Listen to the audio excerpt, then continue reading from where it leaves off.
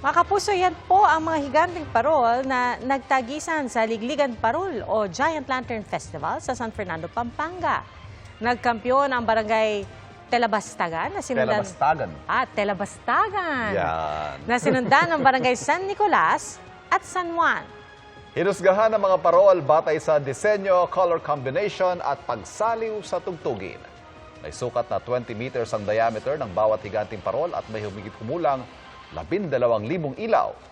Mano-mano raw ang pagpapailaw sa mga giant lantern.